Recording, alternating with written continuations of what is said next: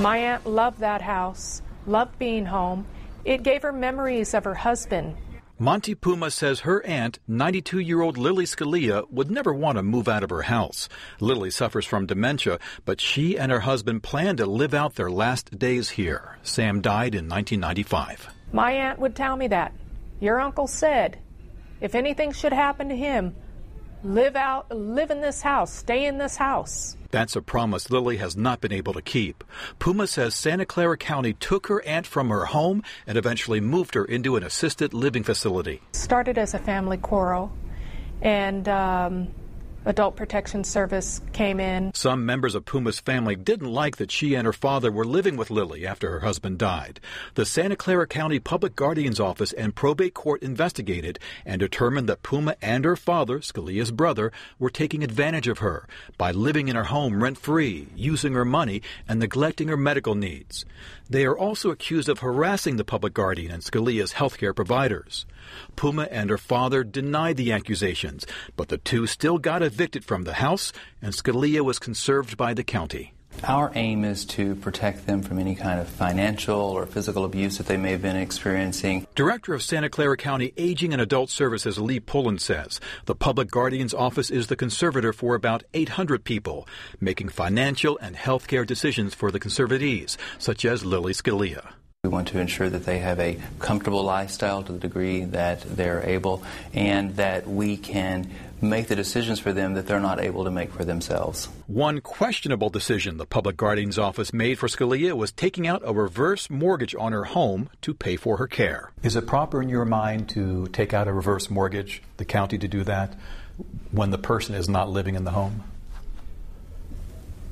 My understanding of the requirement of reverse mortgage is that you need to live in the home. Pullen is right. The U.S. Department of Housing and Urban Development says a person getting a reverse mortgage must live in the home, and if the borrower is gone for more than 12 consecutive months, the loan becomes due.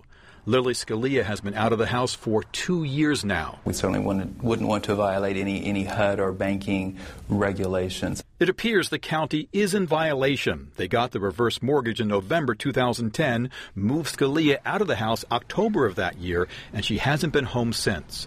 When we first visited the home in September, faded tags over the door jambs indicated no one had been inside for a while. After hearing from the I-Team, HUD is reviewing the case. She said I wanted to go home from day one. James Sullivan is Scalia's court-appointed attorney. He says he objected to the reverse mortgage and doesn't believe Scalia's brother took advantage of her. Even more important, a year ago, a probate judge ordered talks to begin to move Lily back into her home. Sullivan claims he reached out, but the county didn't act. The county doesn't listen. You know, the judge can't micromanage these people. The judge leaves it to the professionals. If a person or an organization chooses to ignore a court order, they could be held in contempt and damages could be applied.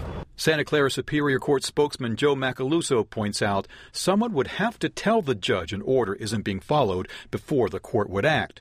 No one has told the court the Scalia order has been ignored. Yeah, I think that's fantastic. Now, after we started asking questions, the Public Guardian's Office has decided to move Lily Scalia back into her home. Sources say she should be back by Thanksgiving. Puma says she's heard it before. I'm very skeptical. When I see it, that she's here at home, then I will believe it. We'll stay on the story and tell you if the Public Guardian keeps its word and moves Mrs. Scalia back home. If HUD finds a problem with the reverse mortgage, the loan may come due, and that could lead to her being forced out of her home again through no fault of her own. Now, tomorrow at 6, the county is accused of isolating the clients they are supposed to serve.